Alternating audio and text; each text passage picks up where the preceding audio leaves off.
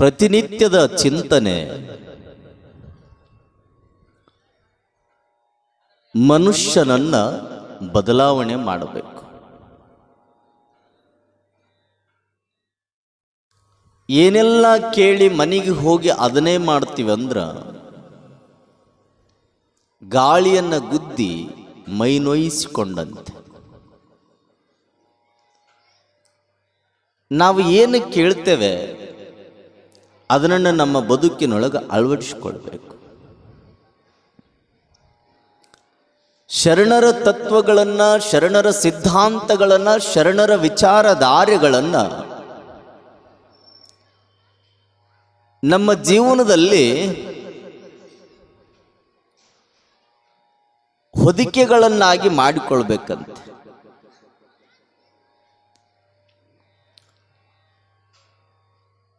ಆಕಾಶಕ್ಕೆ ಚಳಿ ಆಗುತ್ತೆ ಅಂದ್ರೆ ಕಂಬಳಿಯನ್ನು ಹೊದಿಸೋರು ಯಾರಪ್ಪ?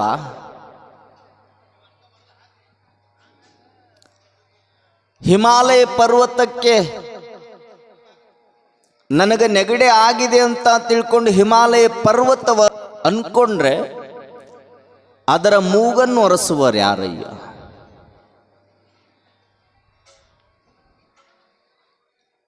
ಹೀಗೆ ಒಂದೊಂದು ವಿಚಾರಗಳನ್ನು ನಾವು ಚಿಂತನೆ ಮಾಡ್ತಾ ಮಾಡ್ತಾ ಹೋಗಿಬಿಟ್ರೆ ನಾವು ಸಹಿತ ಸಂಸಾರದಲ್ಲಿ ಬಿದ್ದಿದ್ದೇವೆ. ಈ ಸಂಸಾರದಿಂದ ವಿಮುಕ್ತರಾಗಬೇಕು ಅಂತ ತಿಳ್ಕೊಂಡು ಭಾವಿಸಿಕೊಂಡ್ರೆ ಅದನ್ನು ನಾವೇ ಮಾಡಿಕೊಳ್ಬೇಕಲ್ಲ. ಹೇಗೆ ವಿಮುಕ್ತರಾಗಬೇಕನ್ನುವಂಥ ಹಾದಿಯನ್ನು ನಾವೇ ಕಂಡುಕೊಳ್ಬೇಕು. ಸಂಸಾರ ನಮ್ಮನ್ನು ಬಿಡ್ತಾ ಇಲ್ಲ ಅನ್ನುವಂಥ ಮನೋಭಾವ ನಮ್ಮದು. ಶರಣರೆಲ್ಲರೂ ಸಹಿತ ಸಂಸಾರಿಗಳೇ. ಒಂದು ರೀತಿಯಿಂದ ನೋಡಿದರೆ ಈ ಭೂಮಿ ಮೇಲೆ ಸಂಸಾರದಿಂದ ಸದ್ಗತಿ ಉಂಟು ಕೇಳು ಮಗನೇ ಅಂತ ಹೇಳ್ತಾರೆ. ಸಂಸಾರಿಗಳಾದರೆ ಮಾತ್ರ ಸದ್ಗತಿ ಅಂತ ಹೇಳ್ತಾರೆ. ಮತ್ತೆ ಸನ್ಯಾಸಿಗಳಿಗೆ ಸದ್ಗತಿ ಇಲ್ಲೇನು? ಸಂಸಾರಿಗಳಾಗಿ ಯಾವಾಗ ಮಕ್ಕಳನ್ನು ಹೆರ್ತಾರ ಅಥವಾ ಮಕ್ಕಳಿಗೆ ಜನ್ಮವನ್ನು ಕೊಡ್ತಾರ ಅವಾಗ ಸಂಸಾರಿಗಳಿಗೆ ಸದ್ಗತಿ ಅಂತ ಹೇಳ್ತಾರೆ. ಹಾಗಾದ್ರೆ ನಮ್ಮ ಲೆಕ್ಕ ನೋಡಿದರೆ ನಮ್ಗಿಂತ ಶ್ರೇಷ್ಠರು ಯಾರು ಅಂದ್ರೆ ನೀವ. ಯಾಕಂದ್ರೆ ನಿಮಗೆ ಸದ್ಗತಿ ಇದೆ, ನಮಗೆ ಸದ್ಗತಿ ಇಲ್ಲ ಅಂತಾರೆ. ಸದ್ಗತಿ ಯಾವಾಗ ಕಂಡುಕೊಳ್ತಾನ ಒಬ್ಬ ಮನುಷ್ಯ ಅಂದ್ರೆ ಮದುವೆಯಾಗಿರುವಂಥ ದಂಪತಿಗಳಿಗೆ ಓರ್ವ ಮಗಳಾಗ್ಲಿ ಓರ್ವ ಮಗನಾಗ್ಲಿ ಹುಟ್ಟಿದ ಅಂದ್ರೆ ಅವರಿಗೆ ಸದ್ಗತಿ. ಮತ್ತೆ ಸಂಸಾರಿಗಳಿಗೆ ಸದ್ಗತಿ ಸಿಗುತ್ತದೆ. ಸನ್ಯಾಸಿಗಳಿಗೆ ಸದ್ಗತಿ ಸಿಗೋದಿಲ್ಲೇನು? ಇಲ್ಲ, ಅವರಿಗೂ ಸಿಗುತ್ತದೆ.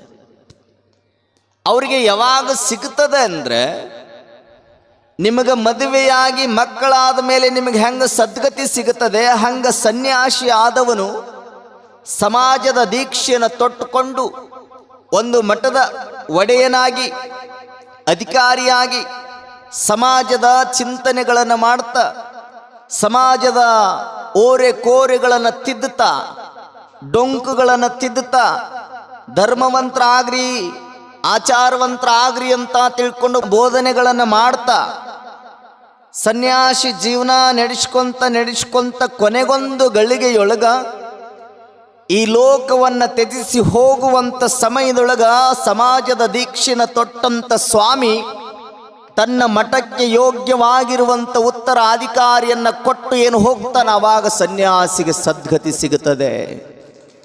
ಸನ್ಯಾಸಿಗೆ ಸದ್ಗತಿ ಸಿಗುತ್ತದೆ. ಅದಕ್ಕೇ ಹೇಳೋದು, ಶರಣರೆಲ್ಲರೂ ಸಂಸಾರಿಗಳಾದರೂ ಸಹಿತ ಶಾಶ್ವತವಾಗಿ ಈ ಭೂಮಿ ಮೇಲೆ ಉಳ್ಕೊಂಡಾರ. ಅವರು ಒಂದ ಹಡ್ದಾರೋ ಎರಡು ಹಡ್ದಾರೋ ಗೊತ್ತಿಲ್ಲ. ನೀವು ಸಂಸಾರಿಗಳೇ, ನೀವು ಡಜನ್ ಹಡಿದ್ರೂ ಸಹಿತ ನಿಮ್ಮ ಹೆಸರು 10 ವರ್ಷ ದಾಟ್ತೆ ಅಂದ್ರೆ ಮರ್ತ ಹೋಗಿರ್ತಾರೆ. ಯಾಕೆ? ಸಂಸಾರಿಗಳಾದವರು ಮದುವೆಯಾಗಿ ಕೇವಲ ಸಂಸಾರವನ್ನು ಸಾಗಿಸಿಕೊಂಡು ಮಕ್ಕಳನ್ನು ಹೆತ್ರೆ ಸಾಲದು. ಸಂಸಾರಿ ಆದವನು ಹೇಗೆ ಬದುಕಬೇಕು, ಯಾವ ರೀತಿ ಬದುಕಬೇಕನ್ನುವಂಥ ವಿಚಾರಗಳನ್ನು ಅಳವಡಿಸಿಕೊಂಡು ಜೀವನ ಸಾಗಿಸಿದಾಗ ಮಾತ್ರ ಆ ಸಂಸಾರಕ್ಕೆ, ಆ ಸಂಸಾರಿಗೆ ಬೆಲೆ ಸಿಗುತ್ತದೆ.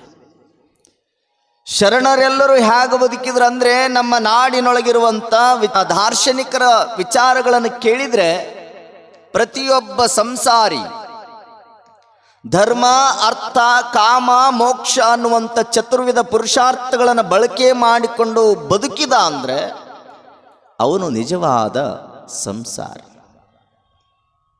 ಹಾಗೆ ಬದುಕಿದವರು ಕಲ್ಯಾಣದ ಶರಣರು.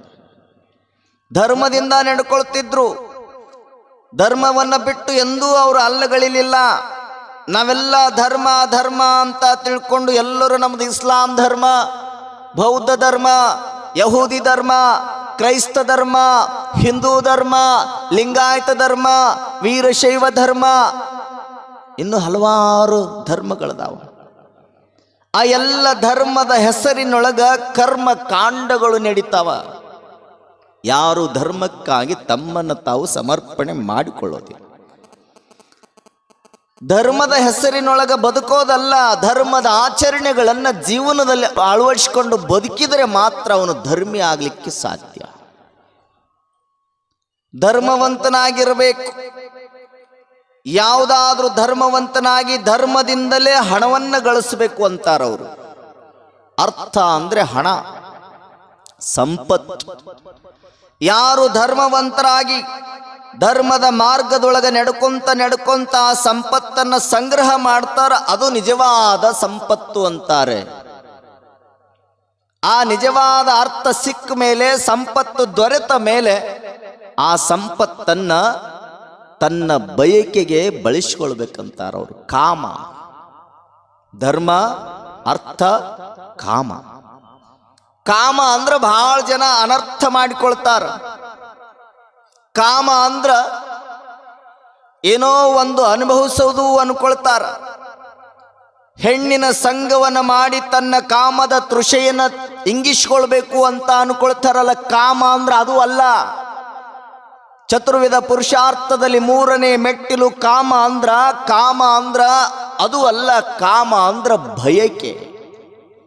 ಬಯಕೆ ನಿನಗೇನು ಇಷ್ಟ ಆಗಿರ್ತದೆ ಆ ಬಯಕೆಗಳನ್ನು ಈಡೇರಿಸಿಕೊಂಡ್ರ ಅದು ನಿಜವಾದ ಚತುರ್ವಿಧ ಪುರುಷಾರ್ಥದಲ್ಲಿ ಮೂರನೆಯ ಹಂತ ಅಂತ ಹೇಳ್ತಾರೆ.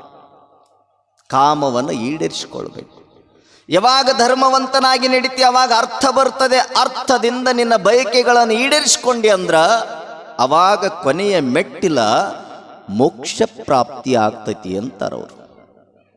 ಮೋಕ್ಷ ಅಂದ್ರೆ ಸತ್ತ ಮೇಲೆ ಸಿಗತೈತಿ ಅಂತ ಅನ್ನೋದಕ್ಕೆ ಮೋಕ್ಷ ಅನ್ನೋದಿಲ್ಲ. ಜೀವಂತ ಇರುವಾಗಲೇ ಧರ್ಮವಂತನಾಗಿ ಹಣವನ್ನ ಗಳಿಸಿ ನಿನ್ನ ಬಯಕೆಗಳನ್ನು ಈಡೇರಿಸಿಕೊಂಡ ಮೇಲೆ ಮತ್ತೆ ಬಯಕೆಗಳು ಬೇಕು ಅನ್ನುವಂಥ ಆಸೆ ಹುಟ್ಟಲಿಲ್ಲ ಅಂದ್ರೆ ಅವಾಗ ನಿನಗೆ ಮೋಕ್ಷ ಪ್ರಾಪ್ತಿ ಅಂತಾರವರು. ಮತ್ತೆ ಆಸೆಗಳು ಉತ್ಪತ್ತಿ ಆಗಬಾರದು, ಮತ್ತೆ ಆಸೆಗಳು ಹುಟ್ಟಬಾರದು ಅನ್ನೋದಕ್ಕಾಗಿನೇ ಅವ್ರಂತಾರ, ನಿನ್ನ ಬಯಕೆಗಳು ಎಷ್ಟದಾವಲ್ಲ ಅವನ್ನೆಲ್ಲ ಒಮ್ಮೆ ಈಡೇರಿಸಿಕೊಂಡು ಬಿಡು. ಮತ್ತೊಮ್ಮೆ ಬಯಕೆಗೆ ಆಸೆ ಪಡಬೇಡ. ಮತ್ತೊಮ್ಮೆ ಬಯಕೆಯನ್ನು ತೀರಿಸಿಕೊಳ್ಬೇಕನ್ನುವಂಥ ಸ್ವಭಾವವನ್ನು ಮನದೊಳಗೆ ತಂದುಕೊಳ್ಬೇಡ. ಆ ಸ್ವಭಾವ ಇಲ್ದಂಗಾತು ಅಂದ್ರೆ ನಿನಗೆ ಮೋಕ್ಷ ತಾನಾಗಿಯೇ ಸಿಗುತ್ತದೆ ಜೀವಂತ ಇರುವಾಗಲೇ ಅಂತ ತಿಳ್ಕೊಂಡು ದಾರ್ಶನಿಕರ ಅಭಿಪ್ರಾಯ. ಧರ್ಮ, ಅರ್ಥ, ಕಾಮ, ಮೋಕ್ಷ ಅನ್ನುವಂಥ ಚತುರ್ವಿಧ ಪುರುಷಾರ್ಥಗಳನ್ನು ಬಳಸಿಕೊಂಡು ಇಡೀ ಜಗತ್ತಿನೊಳಗೆ ಸಂಸಾರಿಗಳಾದರೂ ಸಹಿತ ಸೂರ್ಯ ಚಂದ್ರರು ಇರುವವರೆಗೆ ಶಾಶ್ವತವಾದ ತಮ್ಮ ಹೆಸರನ್ನು ಯಾಕೆ ಉಳಿಸ್ಕೊಂಡ್ರು ಅಂದ್ರೆ ಚತುರ್ವಿಧ ಪುರುಷಾರ್ಥಗಳನ್ನು ಕಲ್ಯಾಣದ ಶರಣರು ತಮ್ಮ ಜೀವನದಲ್ಲಿ ಅಳವಡಿಸಿಕೊಂಡಿದ್ದು. ಹಾಗೆ ನಾವು ಅಳವಡಿಸಿಕೊಳ್ಬೇಕು. ಹಾಗೆ ಬದುಕಿದರೆ ನಿಜವಾದ ಬದುಕು ಅಂತಾರೆ. ಹೀಗೆ ಶರಣರ ಚಿಂತನೆಗಳು ಬಹಳ ವಿಶೇಷವಾದದ್ದು. ಅದಕ್ಕೆ ನಾವೆಲ್ಲ ತಿಳ್ಕೊಳ್ಬೇಕು. ನಮ್ಮಲ್ಲಿ ಆಸೆಯ ಪ್ರವೃತ್ತಿ ಬರಬಾರ್ದು, ದ್ವೇಷ ಭಾವ ಬರಬಾರ್ದು, ರೋಷ ಭಾವ ಬರಬಾರ್ದು. ನಾವು ಸದಾ ಕಾಲ ಪ್ರೇಮಮಯಿ. ಹೃದಯದೊಳಗೆ ಯಾವ ರಸ ಉತ್ಪತ್ತಿ ಆಗಬೇಕು ಅಂದ್ರೆ, ಹೃದಯದೊಳಗೆ ಯಾವ ಲಿಕ್ವಿಡ್ ಉತ್ಪತ್ತಿ ಆಗ್ಬೇಕಂದ್ರ ಪ್ರೇಮ ರಸ ಉತ್ಪತ್ತಿ ಆಗ್ಬೇಕಂತೆ. ಪ್ರೇಮ ರಸವೇ ದಯಾಗುಣ.